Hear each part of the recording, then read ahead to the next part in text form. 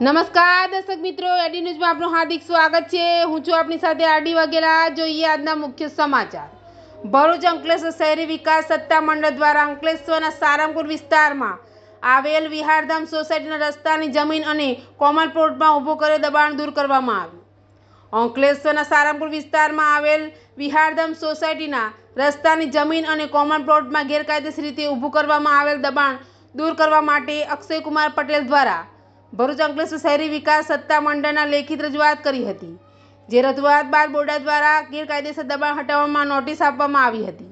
જે બાદ પણ દબાણકર્તાઓએ દબાણ દૂર નહીં કરતા આજરોજ બોર્ડની ટીમ દ્વારા ચુસ્ત પોલીસ બંદોબસ્ત સાથે દબાણ દૂર કરવાની કાર્યવાહી હાથ ધરી હતી।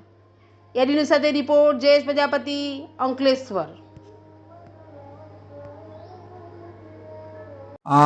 આજ રોજ જે સારંગપુર ગામના અંદર જે બોડાના અરજદાર તરફથી જે અરજી કરવામાં આવેલી હતી એના સંદર્ભમાં આજ રોજ બોડા વિભાગે કાર્યવાહી કરી જે મકાન હતું એ તોડવામાં આવ્યું છે।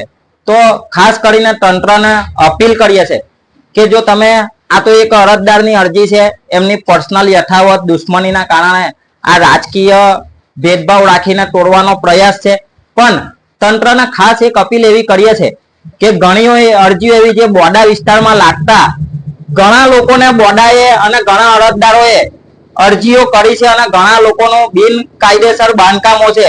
તો આવનાર સમયમાં તંત્રને એટલી અપીલ છે કે દરેક અનલીગલી બાંધકામ જો તમે એક ઘર તોડી શકતા હોય તો આવનાર સમયના અંદર જેટલી બી અરજીઓ છે એ અરજીઓનું વહેલી તકે નિરાકરણ કરવામાં આવે અને કડકમાં કડક પગલાં લેવામાં આવે એવી તંત્રને બોડા વિભાગને અપીલ કરીએ છે। હું સારંગપુર ગામનો રહેવાસી કમલેશભાઈ અભિસિંહભાઈ પટેલ છું। હું વિહારધામ સોસાયટીમાં મારું ઘર 19 પૈકી 1 નું બાંધકામ કરેલ છે। એમાં ગ્રામ પંચાયતની પરમિશન મેં લીધેલી હતી 2006માં ગ્રામ પંચાયતની પરમિશન આપ્યા બાદ મેં એનું બાંધકામ કરેલ છે। અત્યાર સુધી અમારી સોસાયટીમાં કે અમારા સોસાયટીના રહીશોમાં એમના તરફથી અત્યાર સુધી કોઈ મારા પર અરજી કે એવું કોઈ આવ્યું નથી ને કોઈને નડતરરૂપ છે નથી। તો અમુક વ્યક્તિ ગામના જે હોય અક્ષયકુમાર રાજેશભાઈ પટેલ એમના અહીંયા આગળ અમારી સોસાયટીમાં કોઈ પ્લોટ કે કોઈ ઘર એવું કઈ હોતું છે નથી।